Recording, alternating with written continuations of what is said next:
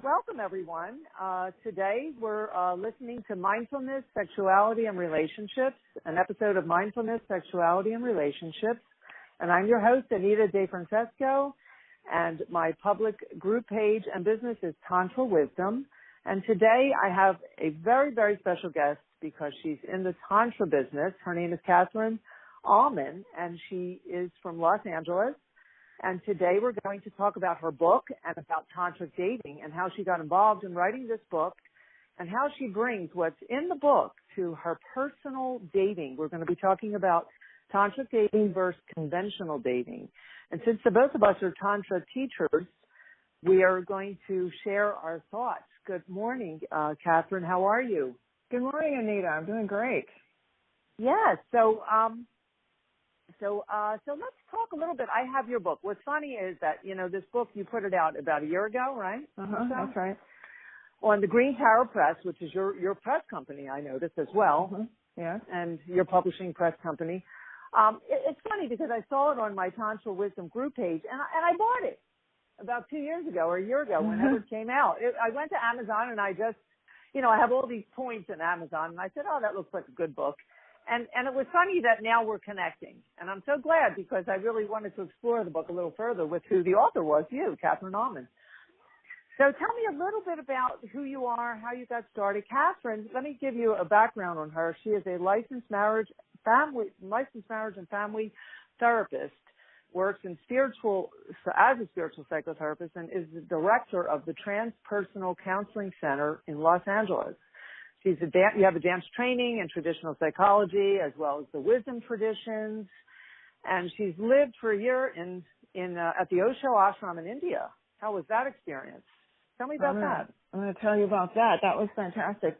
So, as you know, Osho was a Tantra master, and he started the whole lineage of what's called Neo-Tantra with Margot Anand, Radha Luglio, Masarita, and so on, many prominent, mostly European Tantra teachers.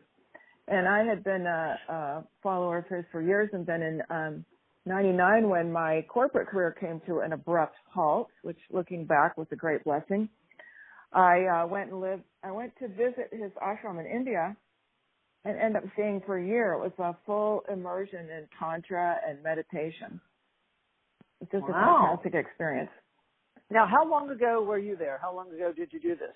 Well, that was, I can't believe it was about 18 years ago now, but it was, until recently, it was the best year of my life, living in that environment. It was people from all over the world, and what's relevant to my book, Tantric Dating, is that the men and women there connected in a way that was completely unknown to me from being a single person in the Western world. There was, everyone, of course, was on a spiritual path. Everyone was sex positive. But everyone also was working on themselves, trying to relate with authenticity, trying to be in the moment, meditators.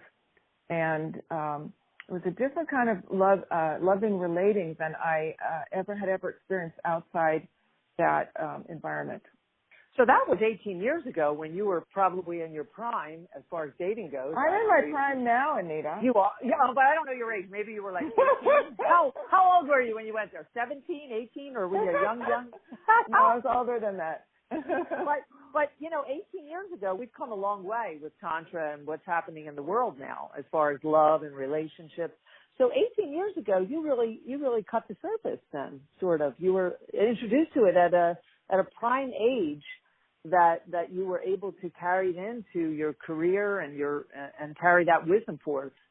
I actually had trouble at the beginning because I felt kind of split. I didn't know how to integrate what I'd learned there back with the way people do dating here.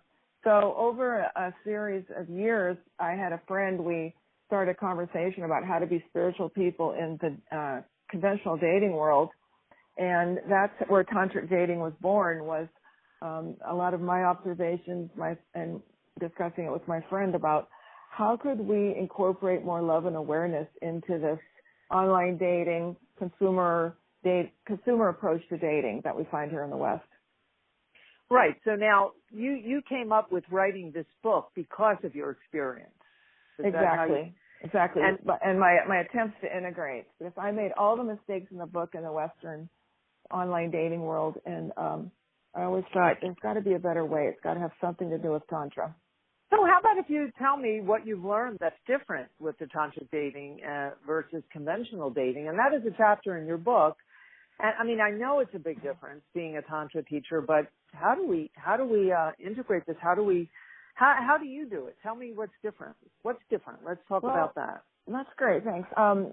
First of all, in my workshops, one of the first things I do, and I know we do this you're familiar with this in your workshops, is when I'm teaching daters, I have us stop and get into our bodies. This is the first principle of Tantra. And it really amazes me that in the United States, in the Western world, I think particularly in the United States, we go out in search of a lover with our eyes. And what we're really looking for is someone to put our bodies next to. Okay. Mm-hmm. And so the eyes cannot give us the information of who's going to feel really good and juicy next to us. So I share in my book an exercise we did in the groups in India where we would have these Tantra intensives for 10 days, and we would all, a lot of times we'd be naked, and I remember this one exercise in particular where we were blindfolded, and we would reach out and touch someone and feel that actual nature of our attraction for that person without being able to see. So we'd pick up, is this a sexual connection? Is this a friend connection? Does this feel nice and nurturing? Does this feel like stay away? So the body was able to, without the prejudice of the sight, the body was able to feel what the connection is. And this is a lot what Tantra is about, is what is in the present moment, what am I actually experiencing, and then trying to communicate that. Whereas most Western dating advice is about how can I kind of trick this person, what are the rules, what am I supposed to say, how soon am I supposed to text, how long do you wait till the next date, all these kinds of inauthentic responses to what we're trying to create is an authentic connection. So what I came to realize is that in the conventional dating world, people were taught to go out and try to find love in unloving ways. We're treating each other in unloving ways. We go on a coffee date, we don't like the person. They don't meet our criteria of our eyes, so we throw them in the trash can. And then we talk about them behind their back, these terrible dates I'm having. Or we judge them on appearance. First appearance, the way they look, and that's very ego, unauthentic, as you say. It is actually considered the most important criteria is how close a person is to a movie star, or a rock star, or a pop star, and whether or not they act the way we've been socialized to believe that a lover should act. And you and I both know from sitting in Tantra groups and really communicating with people and really sharing authentically, when you do that with people, that blindfold story is that after we would take the blindfolds off, we'd realize we'd fallen in love with people. We'd all fallen in love with each other. People we never would have even imagined. We could feel their humanity, their warmth, their sexiness by not prejudging them to how close they look to a movie star. Right. So you're working, basically, Tantra takes away the shield. It undoes the layers, and people their spirit becomes more present, and they're able to see each other from a soul way. Exactly. That's so beautiful. And when you see someone in the soul way, I'm so indoctrinated to use this verb. When you experience someone in the soul way, there cannot help but be love there. Interesting. And this probably was a big challenge for you, I'll bet, all of these years. You grew up in Los Angeles, right? Did you? Or no, I grew up in Seattle. I left there as fast as I could because that weather did not agree with me. I'm Philly, LA, but I want to get back to LA because this weather here is not agreeing with me. But let's talk about so for the years you went there and you learned something from a younger age, even though you're young and in your prime now. you still were able to grow with that. Now that we're in a, right now in the world, things are just becoming much more progressive, much more, there's a lot more awareness now about Tantra and love and relationships. How did you manage to date all these years and be challenged, like with what you've learned in Osho, with Osho at the Osho Center there, and with the way the dating is here? Because I found a lot of challenges growing up with all that. Oh, yeah. So about 5 years ago, I decided I have a long history of relationships that don't work. I've been married twice. I'm supposed to be this licensed marriage and family therapist, and I know the book theories, but my own relationships weren't proving that I knew what was going on. So I made a decision 5 years ago that I was going to get this thing. I'm going to really go into it. And I went back into therapy, and I hired a dating coach of an alternative type. And I went online. I went on 5 online dating sites, and I started meeting 3 or 4 guys a week. I started going on dates. I went on over 150 first dates, second dates, third dates, little connections here and there, and kept refining and learning and talking with my friend and remembering the tantric principles. And a year and a half ago, I met the love of my life, and we've been in a relationship that both of us described as we didn't even know this was possible ever since. So that's why I wanted to share that using dating as a spiritual path, as part of one's spiritual path, can lead you to love instead of to more difficult, broken, heartbreaking relationships, which was my experience of relating. A lot of time. It takes up a lot of time. Well, it's actually, if you want to find somebody, it can be your part-time job after you get home from work. So you've had a lot of bad experiences, and when you discovered Tantra, now Tantra, let's talk about what Tantra is to the audience out there. I mean, Tantra is basically, it's not a scary word, it's not a religious word, doesn't mean sex. It's just a spiritual approach to finding that responsibility and that discipline within your heart and soul with another human being, respecting others. Oh, that's a beautiful definition. Osho once said that Tantra is basically the worldview that all is sacred. And most of the religion that I grew up in was very much, this is sacred and this isn't. In fact, if it was too much fun, it probably wasn't sacred. And that's interesting, because people find that sacred, what does it mean? Divine. Well, sacred and divine just mean having pureness and having honesty in something. It doesn't have to mean love. It doesn't have to mean anything like, that you have to be in some religious thing. It just means divinity and love and being honest. And having love means to be honest with yourself, loving yourself. And so what I wanted to ask you was, so continue telling me about your dating and how that is going. Are you in the tantric way now with your relationship, or what would you say? Well, we very much have a tantric relationship. So what that means to me in terms of dating and tantra, I think all spiritual teachers, most of them at least that I know of, teach that, and I never knew quite what this meant, but they say that, the present moment is what matters. The present moment. So in Tantra, we're always trying to come to the present moment, be present. And I noticed that dating is always about the future. I want to find somebody in the future. So I decided to practice when I was dating these principles that I'd learned in Tantra workshops about, let me just be here in the present moment with this person, this man that I'm meeting, and how could I find love in this moment? This may or may not ever become my beloved. I may or not ever make love with this person. But let me try in this moment to experience love, which is very different than conventional dating, which is I meet you, love's not possible, I throw you in the trash. Well, love is up to me if it's possible in this moment. People are not looking beyond it. They want fast food. They want that fast moment, something to happen as a miracle.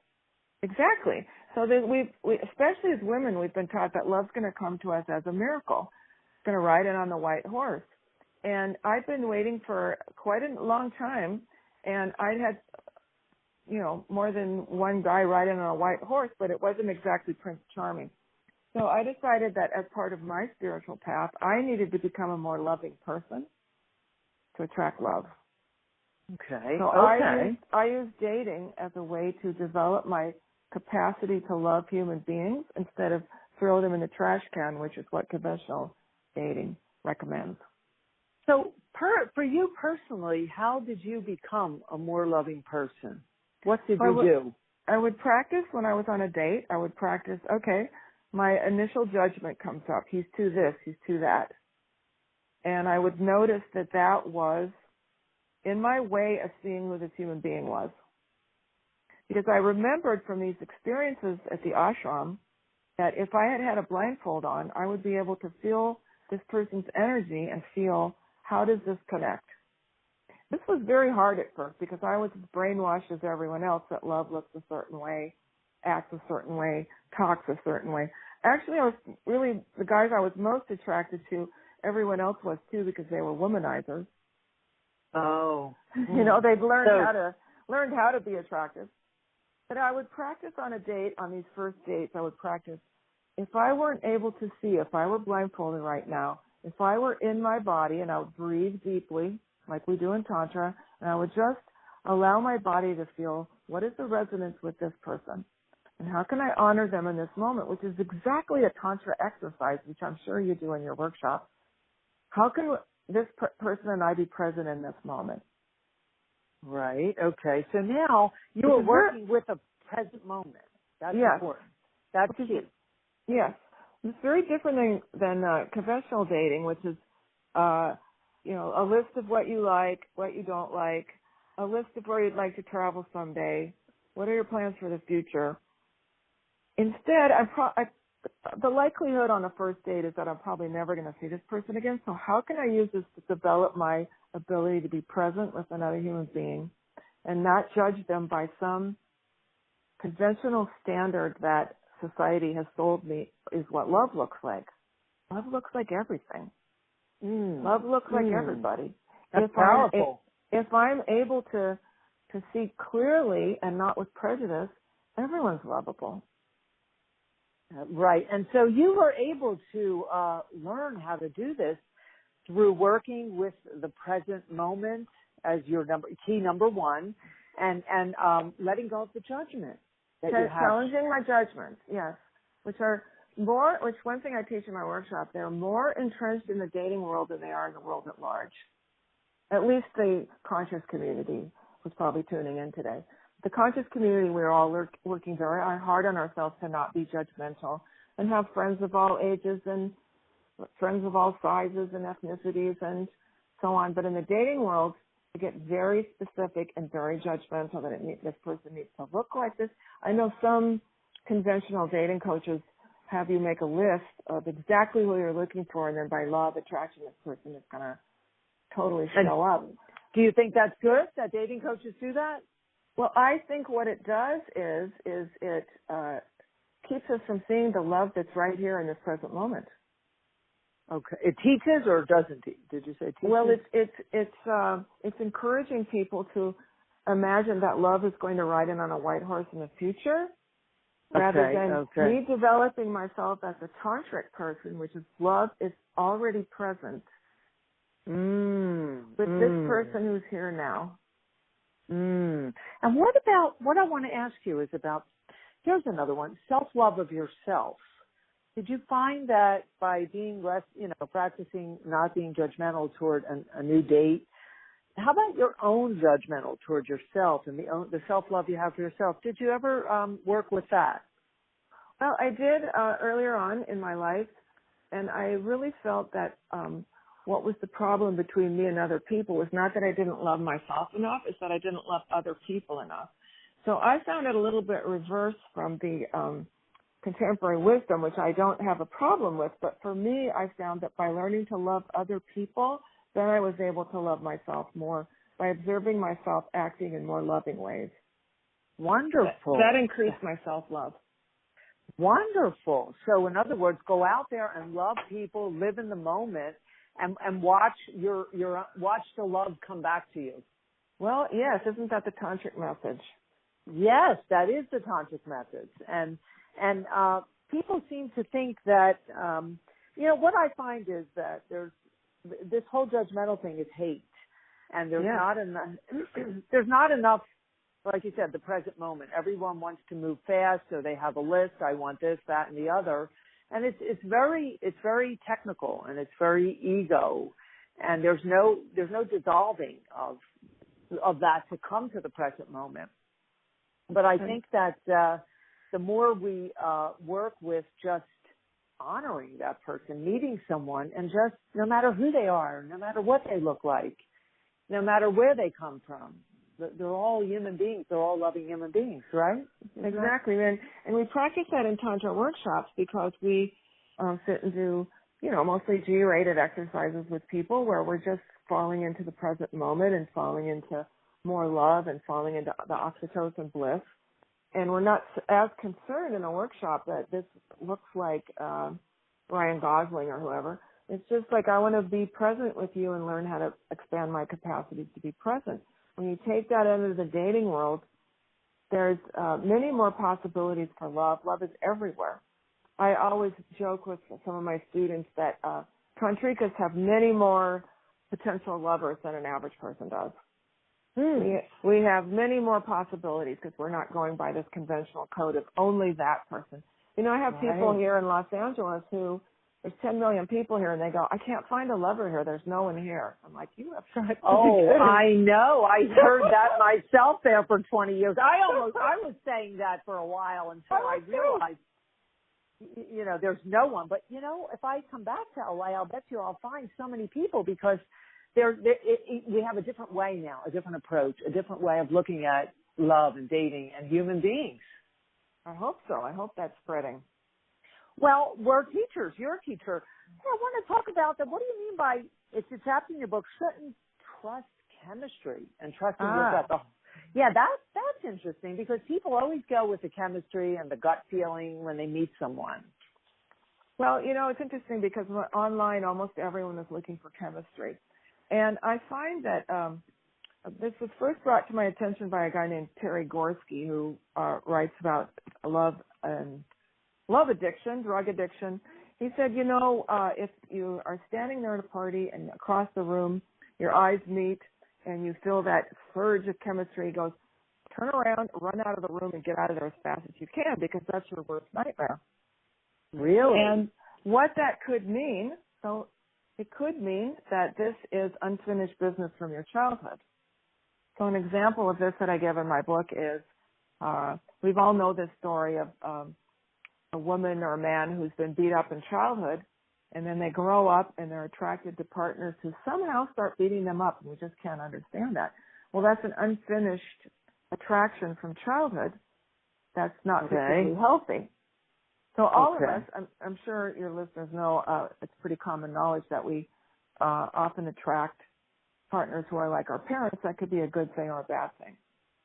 So you're saying that we have patterns in our body, in our character. And how would you recommend that if someone has unfinished, childhood business, such as patterns living in their body that they've never worked out, how would you address that or have someone work with that to at least help themselves so that they can find the most healthiest love out there? Well, sure. I'm a psychotherapist, so of course I believe strongly in psychotherapy. It's helped me. I help people unwrap those patterns. There's other kinds of, there's lots of self-help books that could be helpful. There's support groups. And if you really want to find love, I really suggest, like I said, I had to go back later when I made this decision that I was going to find somebody to clear up some unfinished business, even though I'd done a lot of work, just to break this this chemistry that I had with men who would seem like gentlemen on the surface, but then would start becoming unkind a little bit later on, just like my dad. So this unfinished business is something that what you're saying. Now you have the Tantric dating book. We're listening to an episode of Mindfulness, Sexuality, and Relationships. I'm your host, Anita DeFrancesco. For any of you just tuning in, my guest today is Catherine Auman, the author of Tantric Dating, Bringing Love and Awareness to the Dating Process. It's a very simple book. You can carry it in your pocket, and you can have just enough tips in here to get you going. So what you're saying, Catherine, is this unfinished childhood, patterns and I call them disease when you have, that disease is in the body. You know, Tantra itself, going to workshops can help you, because within the Tantra, we do the breathing, we do body work, we do movement, we do communication. So even if that is a start for someone, not necessarily do they have to go to a therapist if they don't want, just finding this in a Tantra workshop. Am I right? Absolutely. And there's some Tantra workshops where we actually, I remember where we would be with a partner and we would cradle each other, like being each other's perfect parent, and just healing some of those wounds for almost all of us who didn't get the perfect parents that we imagine we should have had, but we didn't get. And it's a safe environment, and people are opening up, and they don't feel as though they are sick or anything or have anything wrong with them. Because a lot of times people go, well, there's nothing wrong with me. I don't need psychotherapy. I mean, you don't have to have something wrong with you to go to psychotherapy. It's actually, if you want to be the best person you can be, it's a very good investment. Right. Well, in Philadelphia here, it's quite different. People go, they always say, well, I don't need a psychotherapist. There's nothing wrong with me. But they don't get it. They don't get it. That's the East Coast. It's part of growing to go to psychotherapy. Well, in California, it's almost like I wouldn't date anybody who wasn't in therapy. So yeah. That's pretty much how we are out here. Or yoga. Exactly. So the chemistry stuff. So that's what you're talking about. And you met up with Terry Gorski. That's interesting. So you're recommending that people work how to start working on themselves to help when chemistry is there, it could be a red flag. Could be a red flag. It also could mean that this person is so close to Ryan Gosling or Rihanna that you feel like it's chemistry because this is the person you've been envisioning. And that's actually just a fantasy from the movies, because that person may or may not be someone who connects with you. Right. So chemistry might be a good thing. I mean, if you're of that persuasion, it could mean some past life connection. So as a tantric person, I'm saying enjoy the chemistry, but don't base all your decisions on it. Right. Know that it could be a red flag. Well, I always would look for that chemistry when I was dating younger, and I kind of outgrew chemistry. Now that I've done so much Tantra, there is no such thing as chemistry anymore. It's pure heart love. Or we could say it's chemistry with everyone. Yeah. Right. Yes. That's a good way to put it too. Chemistry with everyone. Yeah, and let's see what else. I'm looking through your book here, and it's a small book, Tantric Dating. We're speaking with Catherine Auman as my guest today. It's perfect. Someone can just carry this around with them, and just kind of go through the chapters. They're short. And now, what about rejection? Well, it's interesting because a lot of the fears in the dating process or going out to find someone are, I'm afraid I'll be rejected. And if you really think about this concept of rejection, it actually doesn't really exist. It just means, for example, it's not a good fit for me. But we've been taught, especially as women, that if some man doesn't want to be to us, that this is some deep blow to our attractiveness. That I'm not attractive. I'm not a love goddess. I'm not, I realized early on there's a psychology in us women that we're supposed to be attractive to all men. Well, basically we only need to be attracted to one, our partners. And so there's this feeling of I was rejected. This says something about me, but it doesn't have to mean something about me. It just means this wasn't a good fit, and I want to go to the next person where I feel something good. And sometimes it's a blessing in disguise.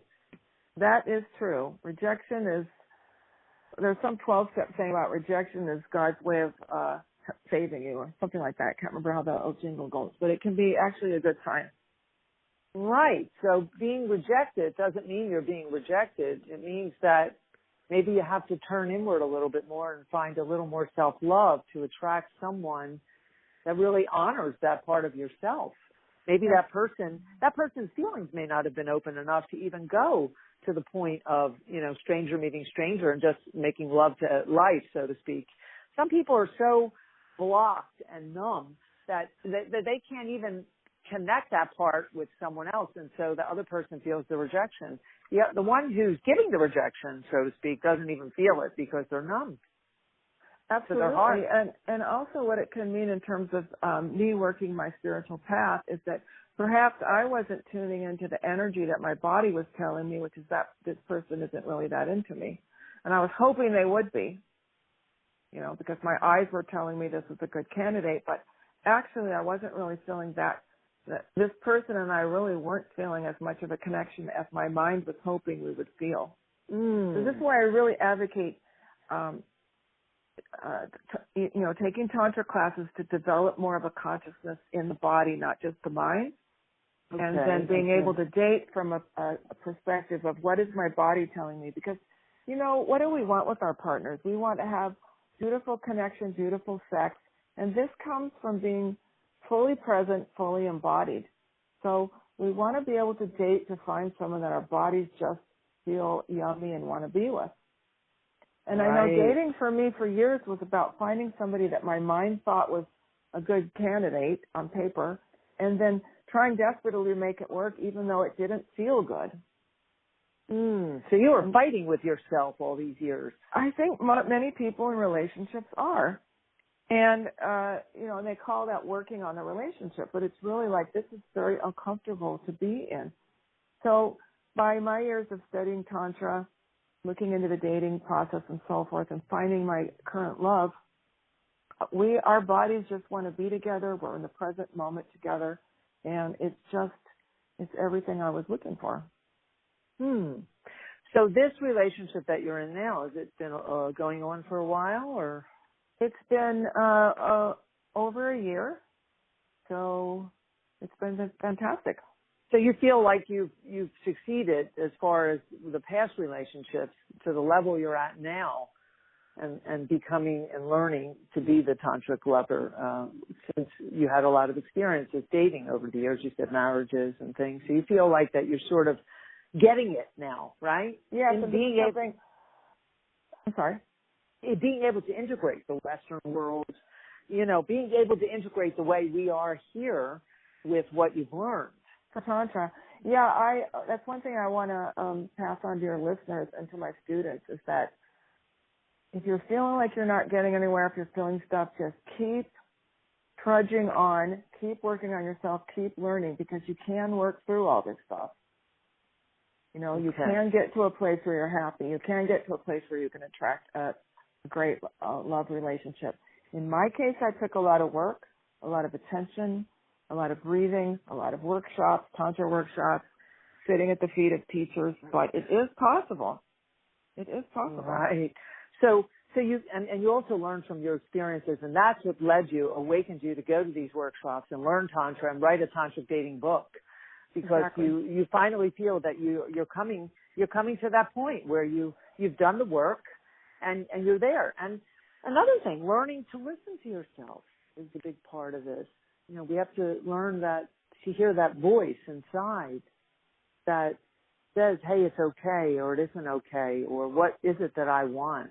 Exactly. I'm working with someone right now that came to one of my workshops, and she is in grief about a past relationship, and she's trying very hard to be a conscious person and process her grief and get over it.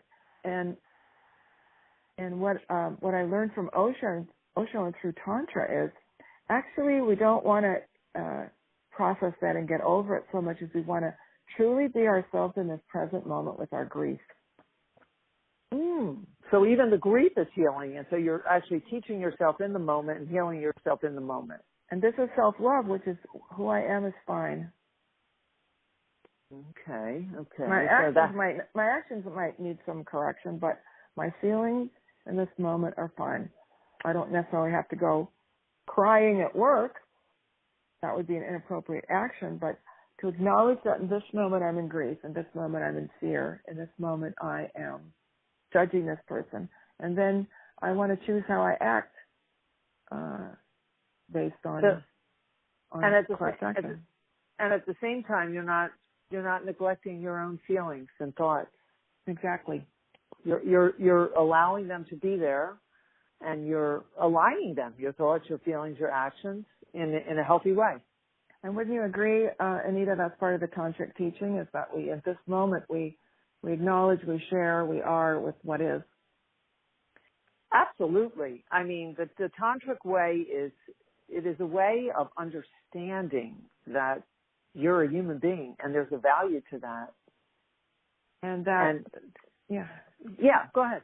And that being that being is good. That, you know, most Western cultures, you have to try to keep becoming a super being. And actually who we are today is just right. Now, I wanted to talk about, let's go over one of your exercises in the back of your book. So you're listening to Mindfulness, Sexuality, Relationships. I'm your host, Anita DeFrancesco, founder of Tantra Wisdom, is my public group page and business on Facebook. And my guest today is Auman, and she is the author of Tantric Dating. And it is a book. It's a pocket book, actually. You can put it in your book, in your pocket, and take it with you, bringing love and awareness to the dating process. Let's go over one of these most important exercises. You have a few of them in the back. I like the one about the eyes. Can you talk about that? Sure, I'd love to. This is called Your False Friend, the Eyes, because some of what we were talking about a little bit earlier. So I devised an exercise for some of my students to go to Starbucks. I don't know about you, Anita, but all my life I've been walking into Starbucks or Trader Joe's and going, scanning and going, who's hot in here? Who's hot? Who's hot? And that can be really fun, but it's also it screens out all the people who are not hot, so to speak. So I teach my students to go into Starbucks and go ahead and scan first for who's hot, because that's fine.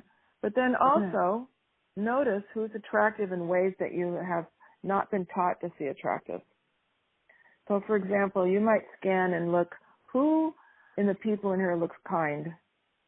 Ah, okay. Who in here looks like they might actually spend time after work doing volunteer work, maybe coaching Little League, or people that have compassion, looking at the compassion. Looking for who has compassion, exactly. So we have not been taught to look for romantic partners with these eyes of who looks kind, who looks compassionate. Ah. Who looks like they would bring me soup when I'm sick. We're taught to look for who the hot guys are, who the hot gals are. And I'm not saying that's wrong. I'm saying it's limited. Right. And you're limiting your own potential as well. And you're not, it's your own self-esteem and self-worth. Like, what do you allow yourself? Do you want compassion? You deserve compassion. You deserve kindness. You deserve someone that's going to be there when you're sick, not just a hot body.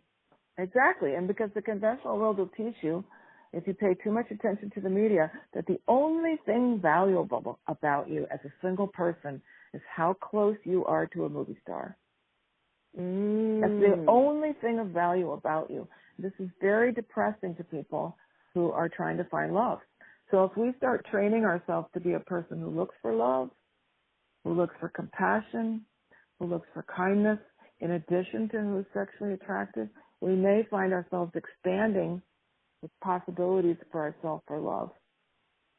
And for actually finding love instead of a difficult relationship, but finding a person to be with who is truly matches our ability to be a loving person in this world.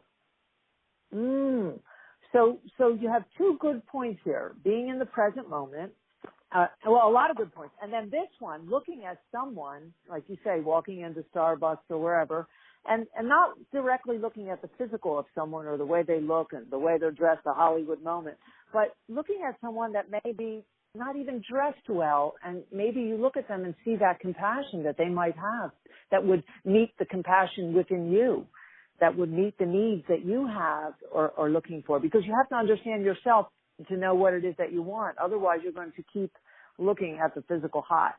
Exactly. You have to start training yourself to value more than what the conventional world wants you to value. That's a real good exercise to do, like even just walking in a supermarket and, looking at people that look like they could offer compassion. They can offer sympathy when you're in that moment. They can offer a listening ear. They can be supportive. They can be kind. And these are the qualities that that you're so deserving of.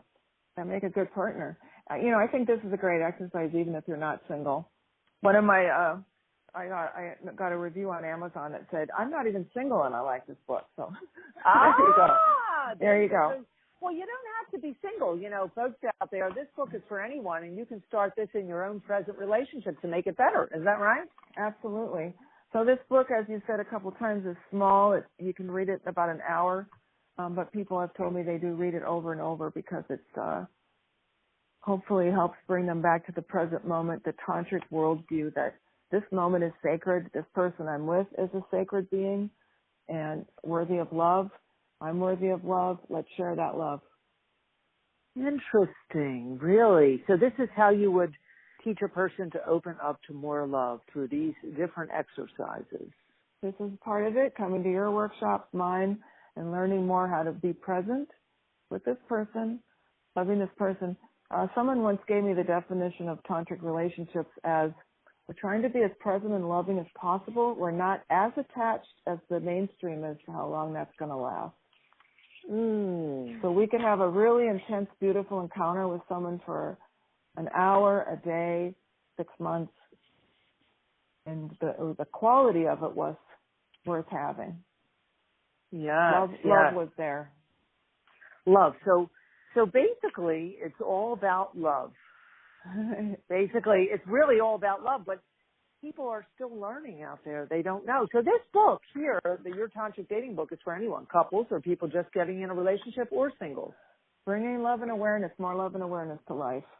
It's a wonderful book. What else you. do you want to? Yeah, I'm so excited you're here talking with me today because this is I love this topic of Tantra and love. What else do you want to talk about before we, wrap it up, or what else would you want to get into here in the book? Is there something more specific, another exercise, or?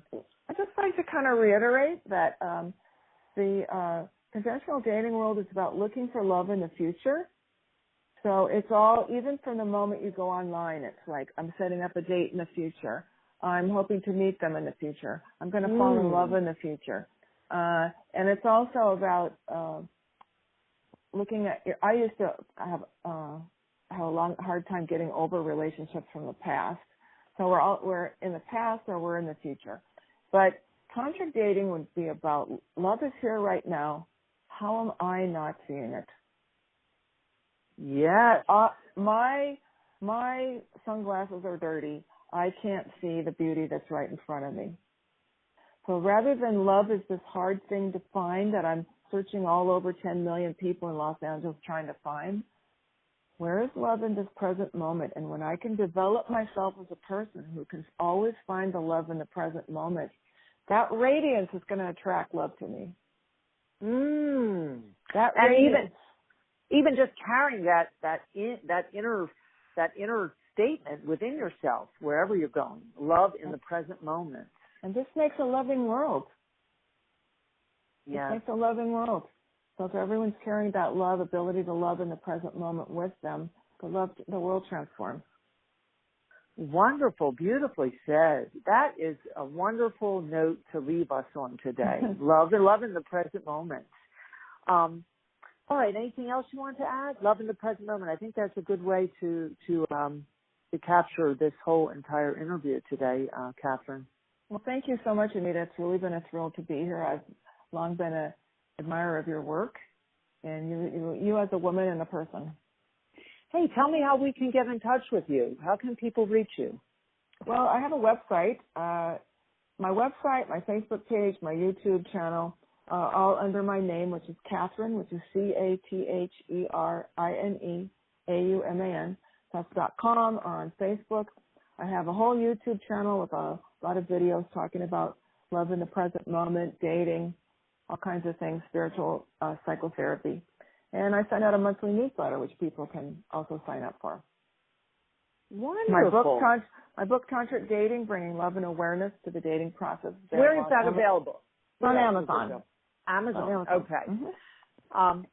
Wonderful. And so you've all been listening to Mindfulness, Sexuality, Relationships. I've been your host, Anita DeFrancesco, and Tantra Wisdom is my work, tantrawisdom.com as well. my public Facebook page, Tantra Wisdom. You can find this. I'm going to post this podcast on a lot of the different groups on Facebook and LinkedIn and Twitter. So you can look for this out there and on my website. So it'll be available. And this has been a wonderful talk, and I'm hoping that a lot of you pick up this book. It's inexpensive, it's tiny, and it's quick to read. And guess what? Married or single, it's the book. Thank you, Catherine. Thank you, Anita. Okay. Have a wonderful, wonderful day. Thank you all for tuning in.